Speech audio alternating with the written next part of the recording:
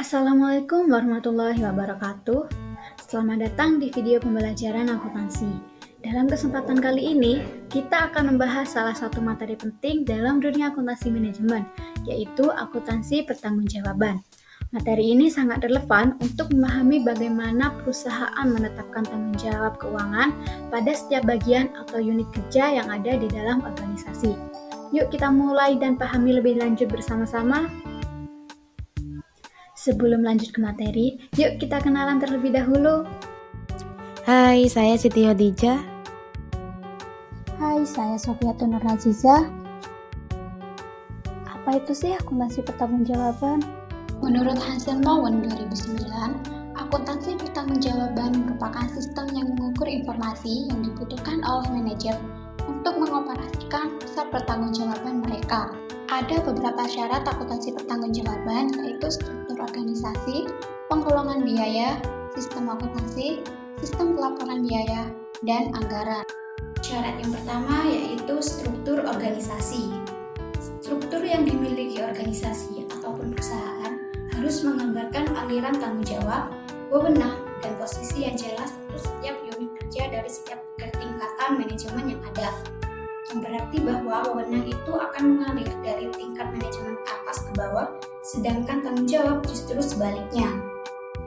Yang kedua, penggolongan biaya. Syarat yang kedua ini melakukan pemisahan biaya ke dalam kelompok biaya terkendali dan tidak terkendali perlu dilakukan dalam akuntansi pertanggungjawaban.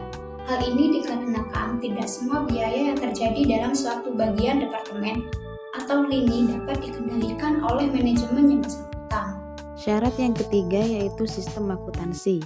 Merupakan biaya yang terjadi akan dikumpulkan untuk setiap tingkatan manajer, baik biaya yang dapat dikendalikan ataupun tidak.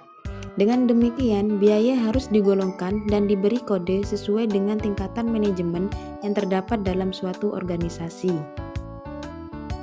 Syarat yang keempat yaitu sistem pelaporan biaya. Merupakan bagian akuntansi biaya akan membuat laporan pertanggungjawaban untuk setiap pusat biaya secara berkala setiap bulan. Setiap bulan akan dibuat rekapitulasi biaya yang didasarkan atas total biaya bulan lalu yang tercantum dalam kartu biaya. Isi dari laporan tersebut disesuaikan dengan tingkatan manajemen yang akan menerimanya. Laporan pertanggungjawaban dibuat berdasarkan rekapitulasi biaya. Syarat yang terakhir yaitu anggaran.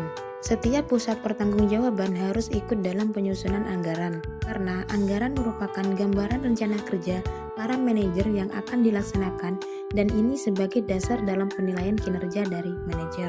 Selanjutnya, akuntansi pertanggungjawaban tradisional disusun berdasarkan hierarki atau tingkatan pertanggungjawaban yang ada dalam bagian organisasi. Karena masing-masing tingkatan memiliki konsumsi biaya yang berbeda-beda satu sama lain, sehingga akan diketahui bagian mana yang efisien dalam biaya dan bagian mana yang boros dalam konsumsi biaya. Yang selanjutnya yaitu karakteristik laporan pertanggungjawaban. Ada beberapa karakteristik dalam laporan pertanggungjawaban. Yang pertama yaitu laporan pertanggungjawaban yang dibuat haruslah sesuai dengan struktur organisasi. Yang kedua, setiap laporan yang diterbitkan, bentuk dan isinya harus konsisten. Di sisi lain, harus juga diterbitkan secara teratur. Yang ketiga, laporan harus tepat waktu dan mudah dipahami, serta laporan memuat perincian yang memadai tetapi tidak terlalu berlebihan. Yang keempat, laporan harus analitis dalam arti setiap unit organisasi menyajikan informasi yang bermanfaat bagi setiap manajer. Contohnya, PT ZEA merupakan perusahaan yang bergerak dalam produksi teh, dipimpin oleh seorang direktur utama. Laporan akuntansi pertanggungjawaban disusun berdasarkan tingkatan yang ada dalam organisasi PT ZEA. Pada setiap tingkatan dilaporkan biaya yang langsung dikeluarkan oleh manajer yang kemudian dilanjutkan dengan laporan biaya yang dikeluarkan oleh unit di bawahnya.